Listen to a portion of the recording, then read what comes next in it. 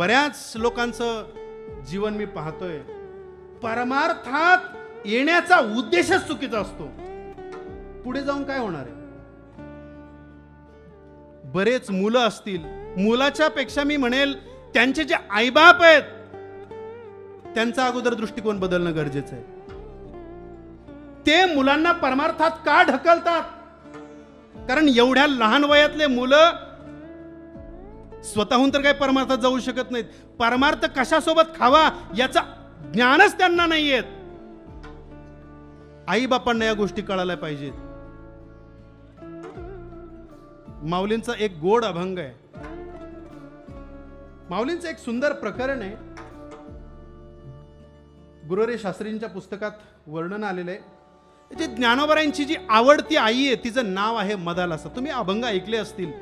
ती आई त्या मुलाला शिकवते, बाळा जन्माला आलायस ना, उद्धार करून घे, उद्धार करून घे, स्वतःचं हित करून घे, कल्याण करून घे.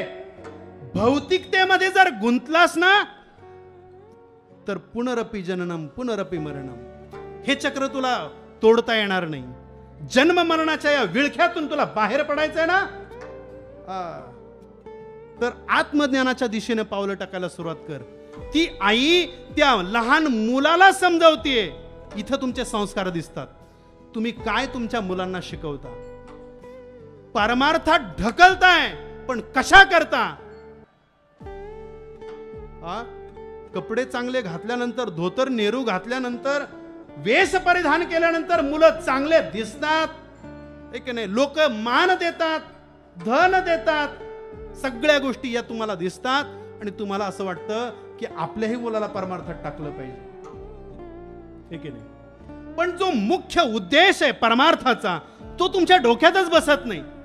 कशासाठी परमार्थात मुलाला टाकावं, आपण कशा करता परमार्थात यावं याचा जर हेतू कळाला तर पुढचा प्रवास तुमचा सुख करू. परमार्थ नोहे लेकुराच्या गोष्टी, येथे व्हावा पोटी अनुताप. अनुताप बर का, कशासाठी परमार्थ करायचा आहे? वेळ जास्त आहे म्हणून, पैसा जास्त झालाय म्हणून, आपल्याला काही कामधंदे नाहीत म्हणून? थोडंसं आत्मपरीक्षण करणं गरजेचं आहे. काय साध्य करायचंय, इथं आल्यानंतर काय मिळवायचंय याचं गणित अगोदर स्वतःच्या मनात करा. गणित करतच नाहीत आपण आणि इतके अंधाधुंद चालतोय आपण, माप नाहीये त्याला. अंधाधुंद चालतोय, आंधळेपणाने आपण चालतोय. कशा करता परमार्थ करायचा आहे, काय करायचंय, परमार्थाचं ध्येय काय, आपल्याला काय मिळवायचंय, कोणताच विचार मनामध्ये नाहीये आणि खुशाल आपण चालतोय चालतोय चालतोय. तुकोबारांचं एक प्रमाण फार गोड आहे. अरे पुढचा मार्ग जर तुम्हाला चांगला माहिती नसेल, आंधळ्याच्या पाठी लागले, आंधळे आडनावाचे नाही बर का,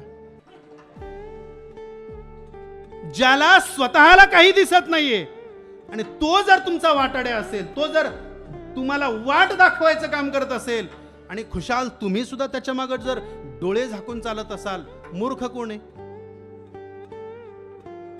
हा, मूर्ख कोण आहे? पुढे चालणारा का तुम्ही? मागे चालणारा मूर्ख आहे ना. तो काही सांगेल, तो कुठेही घेऊन जाईल तुम्हाला. तुम्ही का चुकीच्या व्यक्तीवर विश्वास ठेवता?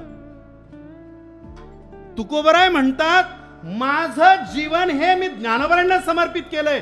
या जगातल्या लोकांवर माझा विश्वासच नाहीये.